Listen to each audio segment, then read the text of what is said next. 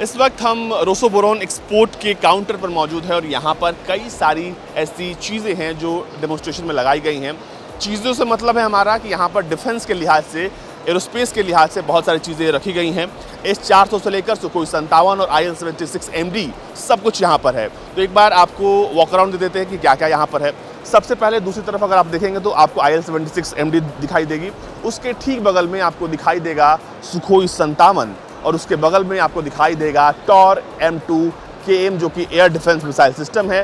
उसके बगल में है कामोव 226 लाइट मल्टीपर्पस हेलीकॉप्टर। इसके ठीक बगल में है पंसीर S1 जो कि है एयर डिफेंस मिसाइल सिस्टम। और इसके और आगे हम बढ़ते हैं अगर तो आपको दिखाई देगा S-400 यानी S-400 जो कि भारत का सबसे घातक हथियार इस वक्त है। और आपको बता दें कि इसकी डिलीवरी भी शुरू हो चुकी है और ये अब भारतीय सेना का हिस्सा बन गया है। और इसके अलावा अगर हम बात करें तो कि हमारे पास और भी बहुत सारी चीज़ें, अगर ये तमाम चीज़ें जो हैं डिफेंस सिस्टम्स हैं, रडार्स हैं और ये सब कुछ रूस ने इस वक्त अपने काउंटर पर लगाया हुआ है। ये मिलिट्री व्हीकल्स हैं। इसके अलावा ये देखिए, ये आपको मॉडल थोड़ा अलग लगेगा देखने में, ऐसा लगेगा कि आपको एक टैंक के ऊपर टैंक खड़ा हुआ, लेकिन एक टैंक है। और आर्मर्ड व्हीकल्स के साथ साथ anti defence systems, missile defence systems, तमाम चीज़ें हैं यहाँ पर लगाई गई। और ये सब कुछ आपको दिखाई दे रहा होगा रूस के रोसोबोरोन एक्सपोर्ट के उस स्टॉल पर, जहाँ पर रूस ने अपने उन तमाम हथियार प्रणाली, रक्षा प्रणालियों का जो प्रदर्शन किया है।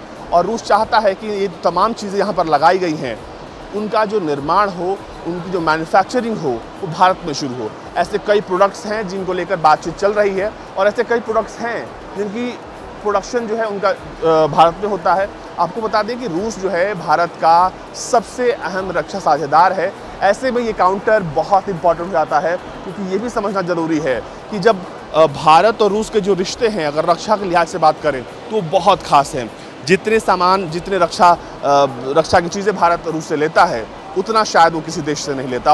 और इसी कड़ी में अब रूस भी चाहता है, क्योंकि भारत ने अब ये साफ कर दिया है वो विदेशों से सामान नहीं खरीदेगा, हथियार नहीं खरीदेगा। तो अब रूस भी चाहता है कि ये जो तमाम हथियार हैं, रक्षा प्रणालियाँ हैं, वो भारत में बनाई जाए। और इसको लेकर अब दोनों सरकारों के बीच बातचीत हो रही है। और एरो इंडिया 2023 में इस बार बहुत कुछ नया हुआ है। और इस बार जितने MOU साइन हुए हैं वो शायद आज से पहले किसी भी एरो इंडिया या फिर किसी भी डिफेंस जैसे बड़े एग्जीबिटर शो में नहीं हुए हैं।